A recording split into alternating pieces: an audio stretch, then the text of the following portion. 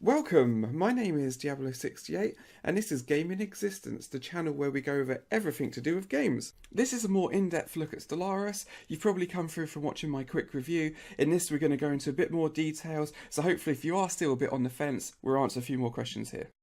Going back into the race customization, and it gives you this, you can pick a maximum of 5 traits and you have 2 points. So effectively you can see like this trait is worth 2 points. So that could be it, that could be my one trait. Of course I can add minuses, like this non-adaptive, so it's harder for me to colonize other planets.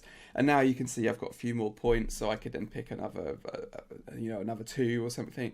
But as I say, just looking through some of these, it just doesn't do much. Food plus 15%, okay, so you're going to get people a little bit quicker.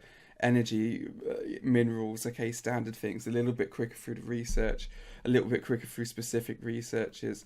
There isn't huge amounts of things which change here. You compare this to other games, Master of Orion, you start with different special powers, Endless Space, you have a huge list of different things, and all of your races have different special powers as well. This just feels really, really lackluster of what they're actually providing here. And like I said in the short review, it's just a lot of the 4X games I finish playing and I'll go back and customise the race a bit more, customise it a few more times, and then after I've gone through 3 or 4 times, maybe I'll then go for something completely different.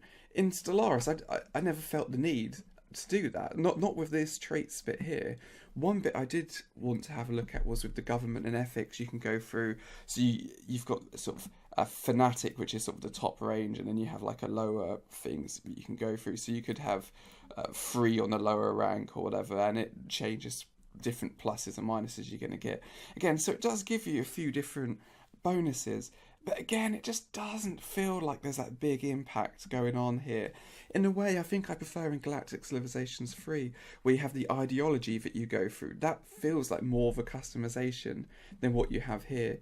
And even choosing your different depending what government you choose, if you're pacifists and things, it can then change what kind of government you have, or if you're military, opens up military dictatorship and stuff.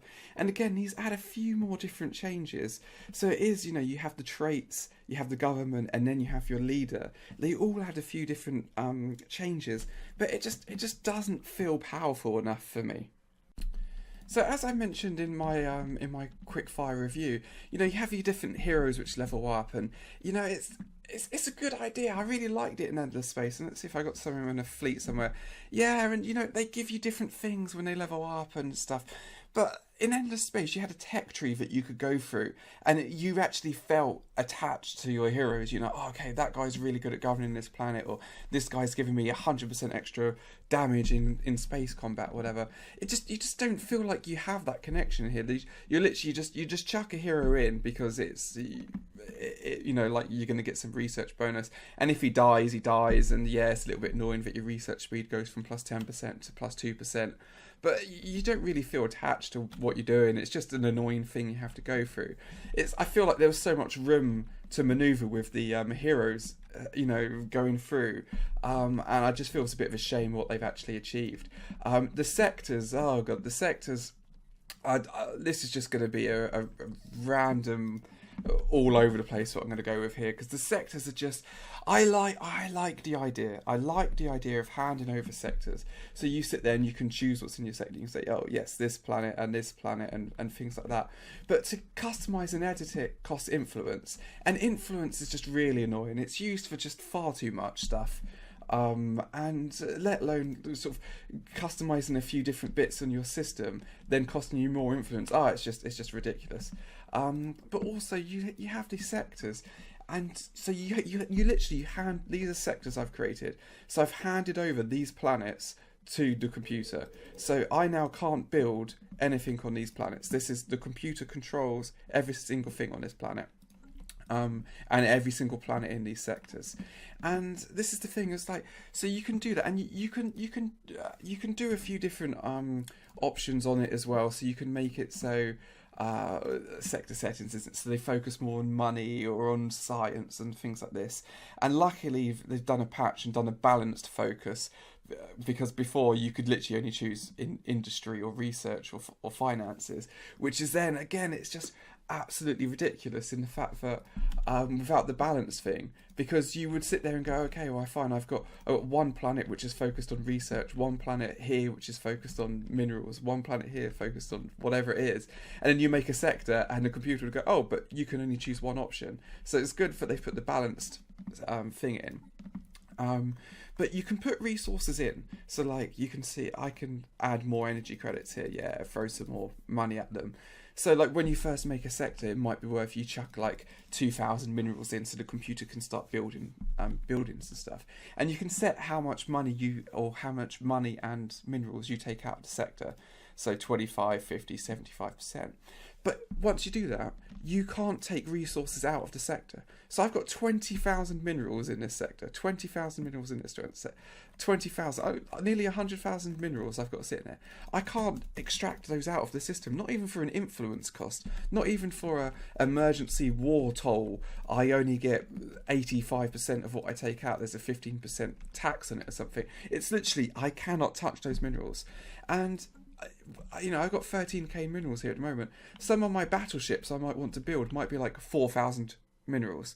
So if all of a sudden the computer declares war on me and I'm like, right, build 5 battleships, right, I'm now out of minerals. So I have to wait to get those minerals whilst I'm sitting there with 100,000 minerals sitting in my sectors, which I just can't do anything with. What are you trying to pull here, Stellaris? This is ridiculous.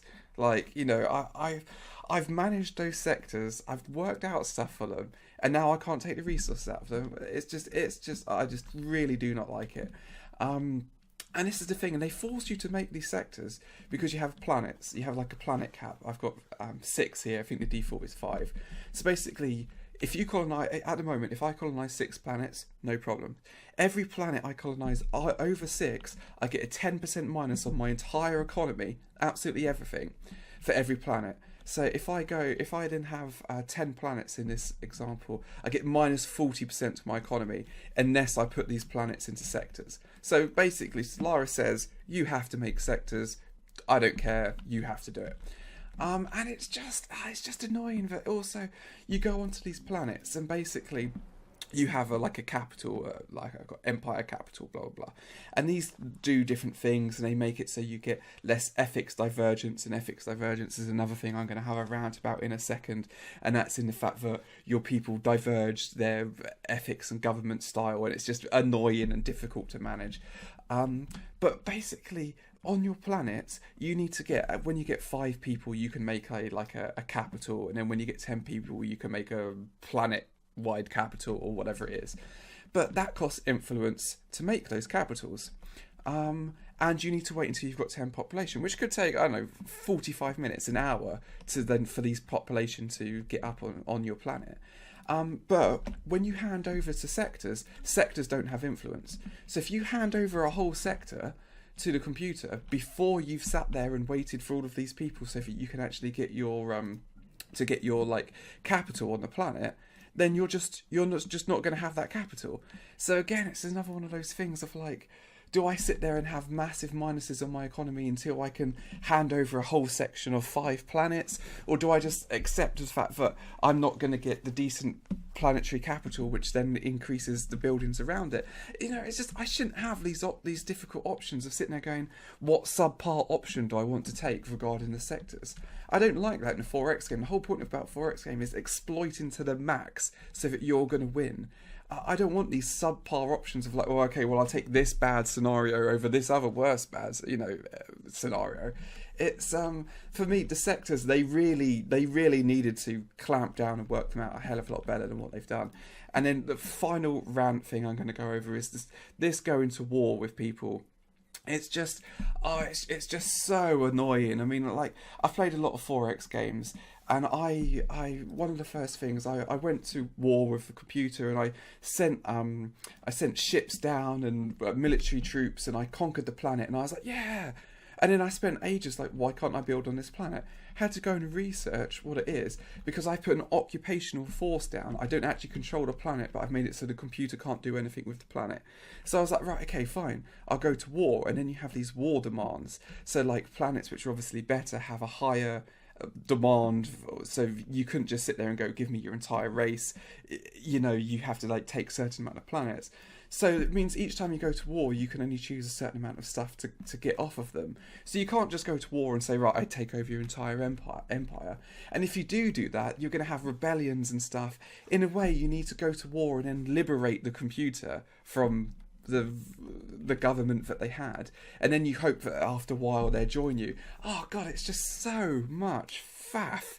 It really is. I mean, where is the 4X game of just I attack, I had more troops, the planet's mine, okay, maybe I get a minus on resources because effectively I've just conquered an entire race and they're not going to be too chuffed with me, but over time, you know, I'll win them over or whatever. In Stellaris, it's just it feels like work. It feels like you're at work and you're just trying to like fight a spreadsheet to try and sort out what you're doing when it comes to this, all of this like going to war. And I think you can see over here, like, these are some of the places I went to war with, and then I liberated them, but only then they split off into separate factions. So half of them have joined me, and now they're in like a coalition with me. But now when I go to war, I have to give demands to them as well. And you know, it's just it's just a headache. It's just too much of a headache for Stellaris. I liked where they were going. The ambition was good there, but I think they've just put their finger in too many pies. And they need to sort of choose a few more of what they want to go for, specialise on those, and then try and work out some better things. The tech tree really does annoy me quite a bit. It's one of those things of just like the random researches. I just don't get it. I mean, just even if it was some kind of like tech tree which you sort of unlocked bits of it and you went through different strands, so maybe you unlock one bit and that unlocks a node of 6 researches, and you could do 1 or 2 in there, and then that might unlock another node if you get, I don't know, special ability or something. But just I don't know, it just literally you complete your research and it just goes bloop, these are your 3 researches to choose from. And if I don't have planets which has got volcanoes, I don't need to remove volcanoes, or I don't have glaciers, but I've got other stuff I want to do, then you're stuffed. That's it. You do that research and hope that, you know, get lucky next time, buddy. You know, it's just, I just don't like it. And, you know, there are some cool researches. You get like some artillery lasers and point defense and hangars and stuff later on. But a lot of the stuff is just like armor level 2, armor level 3. I don't know. It's just, I really, really like tech trees in 4X games. I love to sit there and go, okay, I'm going to go deep into this, and I'm going to try and get this, and I'm going to focus on the economy here and do that. You just don't get that in Stellaris, and it's a nightmare when all of a sudden your resources are going down. You can see your energy is going down and down and down. You need to build ships to go to war, and you're sitting there, society. You're desperately hoping to get the building which makes it so all of your buildings go another level for credits, or you get the building which gives you an extra percentage for credits, and it's just not coming up. It's just, I don't know, it's just, I feel like I'm not in charge of my own destiny in Stellaris. And it's, you know, it's one thing to have a role-playing 4X game. I like that idea.